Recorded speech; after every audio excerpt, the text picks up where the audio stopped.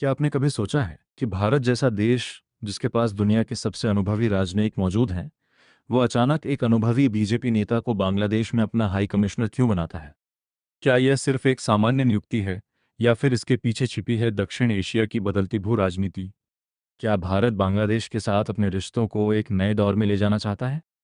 और सबसे बड़ा सवाल, आखिर बांग्लादेश आज भारत के लिए इतना महत्वपूर्ण क्यों हो गया है? आज की इस डॉक्यूमेंट्री में हम तथ्यों, इतिहास और रणनीतिक विश्लेषण के आधार पर समझेंगे कि दिनेश त्रिवेदी की नियुक्ति को इतना महत्वपूर्ण क्यों माना जा रहा है। भारत और बांग्लादेश, दो ऐसे देश जिनकी सीमाएं, इतिहास, संस्कृति, भाषा और आर्थिक संबंध एक दूसरे से गहराई से जुड़े हुए हैं। लगभग 4000 किलोमीटर से अधिक लंबी साझा सीमा भारत और बांग्लादेश को जोड़ती है। यह भारत की सबसे लंबी स्थलीय अंतर्राष्ट्रीय सीमा है। लेकिन आज इन दोनों देशों का रिश्ता केवल सीमा तक सीमित नहीं है। व्यापार, ऊर्जा, सुरक्षा, नदी जल बंटवारा, पूर्वोत्तर भारत की कनेक्टिविटी और हिंद महासागर की रणनीति, इन सभी में बांग्लादेश की भूमिका लगातार बढ़ती जा रही है। यदि आप विश्व का नक्शा देखें तो बांग्लादेश आकार में भले ही छोटा दिखाई देता हो, लेकिन उसकी भौगोलिक स्थिति उसे दक्षिण एशिया का सबसे महत्वपूर्ण देशों में से एक बना देती है। भारत के पूर्वोत्तर के 8 राज्यों तक पहुंचने के लिए बांग्लादेश अत्यंत महत्वपूर्ण है। समुद्री व्यापार के लिए बे ऑफ बंगाल आज इंडो पैसिफिक रणनीति का एक अहम केंद्र बन चुका है। यही कारण है कि भारत, चीन, अमेरिका, जापान और कई अन्य देश बांग्लादेश के साथ अपने संबंध मजबूत करना चाहते हैं। आखिर दिनेश त्रिवेदी कौन है? अब आते हैं इस पूरी कहानी के सबसे महत्वपूर्ण पात्र पर। दिनेश त्रिवेदी। दिनेश त्रिवेदी भारतीय राजनीति का एक जाना पहचाना नाम है। उन्होंने कई वर्षों तक संसद में प्रतिनिधित्व किया है और वे भारत सरकार में रेल मंत्री भी रह चुके हैं। बाद के वर्षों में वे भारतीय जनता पार्टी से जुड़े। हाल ही में भारत सरकार ने उन्हें बांग्लादेश में भारत का अगला हाई कमिश्नर नियुक्त किया। यह नियुक्ति इसलिए चर्चा में आई क्योंकि आमतौर पर भारत ऐसे पदों पर भारतीय विदेश सेवा आईएफएस के वरिष्ठ अधिकारियों को नियुक्त करता है। राजनीतिक पृष्ठभूमि वाले व्यक्ति की नियुक्ति अपेक्षाकृत दुर्लभ है। लोग इस नियुक्ति को अलग नज़र से क्यों देख रहे हैं? यहीं से शुरू होती है चर्चा, विश्लेषण और कई सवाल। क्या यह केवल एक नियुक्ति है, या भारत कोई बड़ा संदेश देना चाहता है? यहाँ एक बात समझना बहुत जरूरी है। सरकार ने आधिकारिक रूप से यह नहीं कहा है कि इस नियुक्ति के पीछे कोई विशेष रणनीतिक संदेश है, लेकिन कई विदेश नीति विशेषज्ञों और राजनीतिक विश्लेषकों का मानना है कि इस तरह की नियुक्ति यह संकेत दे सकती है कि भारत बांग्लादेश के साथ संबंधों को विशेष महत्व दे रहा है। ध्यान रहे, यह विश्लेषकों की राय है, कोई आधिकारिक घोषणा नहीं। लेकिन आखिर ऐसा क्या बदल गया है कि भारत ने यह अलग रास्ता चुना? क्या इसका संबंध बांग्लादेश की बदलती राजनीति से है? क्या इसमें चीन की बढ़ती मौजूदगी भी एक कारण हो सकती है, या यह भारत की दीर्घकालिक पड़ोसी नीति का हिस्सा है? इन सभी सवालों का जवाब हम अगले भाग में विस्तार से समझेंगे। क्या भारत ने कोई बड़ा रणनीतिक संदेश दिया है? अगर आप केवल नक्शे को देखें तो बांग्लादेश एक छोटा देश दिखाई देता है, लेकिन अगर आप एक रणनीतिकार की नज़र से देखें तो यही छोटा सा देश पूरे दक्षिण एशिया की राजनीति बदलने की क्षमता रखता है।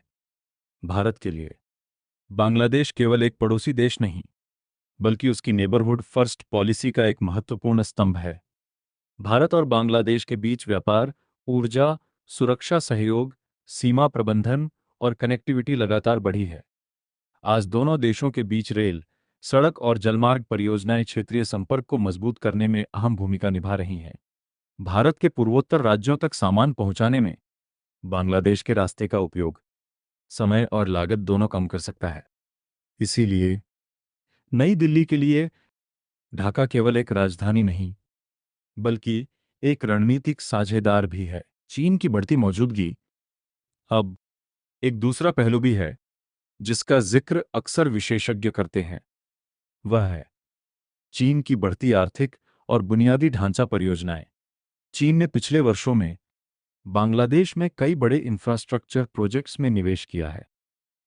इनमें सड़कें, पुल, ऊर्जा परियोजनाएं और औद्योगिक विकास शामिल है।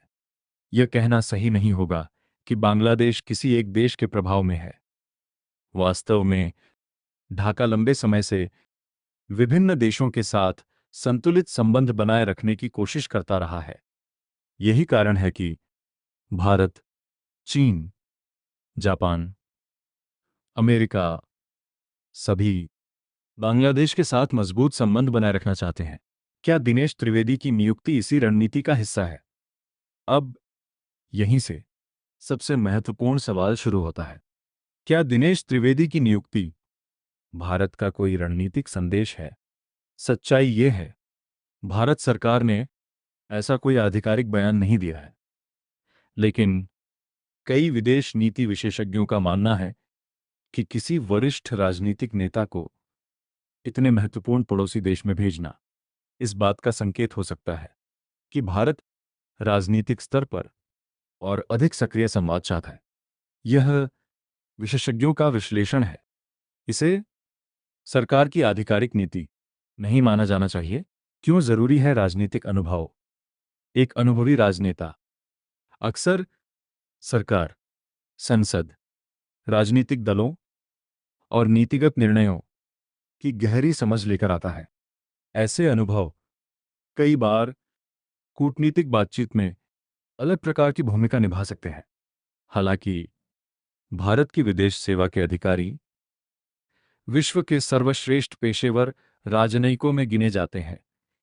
इसलिए राजनीतिक नियुक्ति सामान्य प्रक्रिया नहीं, बल्कि एक विशेष परिस्थिति में लिया गया निर्णय मानी जाती है।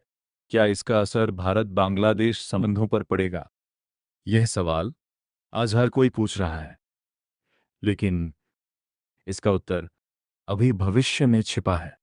एक हाई कमिश्नर नीतियां नहीं बनाता, लेकिन दो देशों के बीच विश्वास, संवाद और सहयोग बढ़ाने में महत्वपूर्ण भूमिका निभाता है। इसलिए दिनेश त्रिवेदी की सफलता आने वाले वर्षों में उनकी कूटनीतिक भूमिका और दोनों देशों के सहयोग पर निर्भर करेगी। लेकिन क्या केवल बांग्लादेश ही भारत की रणनीति का हिस्सा है, या भारत पूरे दक्षिण एशिया में अपनी नई विदेश नीति एक नए तरीके से लागू कर रहा है? और आने वाले वर्षों में भारत बांग्लादेश संबंध किस दिशा में जा सकते हैं? इसी का जवाब मिलेगा। भारत की नई पड़ोसी नीति और आगे का रास्ता। आज की दुनिया सिर्फ हथियारों से नहीं चलती, बल्कि डिप्लोमेसी, ट्रेड, ट्रस्ट और स्ट्रेटेजिक पार्टनरशिप से चलती है। 21वीं सदी की राजनीति में एक देश की ताकत सिर्फ उसकी सेना से नहीं, बल्कि उसके पड़ोसियों के साथ उसके संबंधों से भी मापी जाती है। और यही कारण है कि भारत अपने हर पड़ोसी देश को एक नई नज़र से देख रहा है। भारत ने पिछले कुछ वर्षों में अपने पड़ोसी देशों के साथ कनेक्टिविटी, इंफ्रास्ट्रक्चर, एनर्जी, सिक्योरिटी और कल्चरल एक्सचेंज पर लगातार ध्यान दिया है। इसे अक्सर भारत की नेबरहुड फर्स्ट पॉलिसी के संदर्भ में देखा जाता है। इस नीति का उद्देश्य पड़ोसी देशों के साथ सहयोग को मजबूत करना है। भारत और बांग्लादेश का भविष्य। भारत और बांग्लादेश सिर्फ दो पड़ोसी देश नहीं है। इन दोनों देशों के बीच इतिहास भी साझा है, संस्कृति भी, भाषा भी और लाखों लोगों के रिश्ते भी। आर्थिक सहयोग, ऊर्जा परियोजनाएं, रेल संपर्क, नदी परिवहन और सीमा प्रबंधन, इन सभी क्षेत्रों में दोनों देशों ने पिछले वर्षों में महत्वपूर्ण प्रगति की है। आगे भी दोनों देशों के सामने नई चुनौतियां आएंगी, लेकिन साथ ही नई संभावनाएं भी होंगी। क्या एक व्यक्ति रिश्ते बदल सकता है? अब एक महत्वपूर्ण सवाल, क्या एक हाई कमिश्नर दो देशों के रिश्ते बदल सकता है? इसका उत्तर पूरी तरह हाँ या नहीं में नहीं दिया जा सकता। किसी भी देश की विदेश नीति सरकार तय करती है, लेकिन एक हाई कमिश्नर उन नीतियों को जमीन पर लागू करने, संवाद बढ़ाने और विश्वास बनाने में महत्वपूर्ण भूमिका निभाता है। यही कारण है कि दिनेश त्रिवेदी की नियुक्ति इतनी चर्चा का विषय बनी। हमें इससे क्या सीखना चाहिए? कई बार समाचारों में हम केवल एक हेडलाइन पढ़ते हैं, लेकिन उस हेडलाइन के पीछे इतिहास होता है, रणनीति होती है और भविष्य की संभावनाएं भी। अगर हम केवल ब्रेकिंग न्यूज़ देखकर अपनी राय बना लें, तो हम पूरी तस्वीर नहीं देख पाएंगे। इसीलिए हर बड़े फैसले को समझने से पहले उसका इतिहास, भूगोल, राजनीति और कूटनीति सब समझना जरूरी है। शायद दिनेश त्रिवेदी की नियुक्ति आने वाले वर्षों में भारत बांग्लादेश संबंधों का एक महत्वपूर्ण अध्याय साबित हो, या शायद यह केवल एक सामान्य प्रशासनिक निर्णय रहे। इसका अंतिम मूल्यांकन समय करेगा। लेकिन एक बात निश्चित है, दक्षिण एशिया आज तेजी से बदल रहा है और भारत तथा बांग्लादेश उस बदलाव के केंद्र हैं। इसीलिए हमें सिर्फ खबरें नहीं, बल्कि उनके पीछे की कहानी भी समझनी होगी। क्योंकि ज्ञान केवल जानकारी से नहीं आता, ज्ञान आता है तथ्यों को समझने से। अगर आपको ये पसंद आई तो वीडियो को लाइक करें, अपने विचार कमेंट में लिखें और ऐसी ही तथ्य आधारित, शोधपूर्ण और निष्पक्ष डॉक्यूमेंट्री देखने के लिए विश्वजीत एजुकेट्स इंडिया को सब्सक्राइब करना न भूलें। मैं हूं विश्वजीत। मिलते हैं अगली डॉक्यूमेंट्री में। तब तक सीखते रहिए, सोचते रहिए और सच्चाई को तथ्यों के साथ समझते रहिए।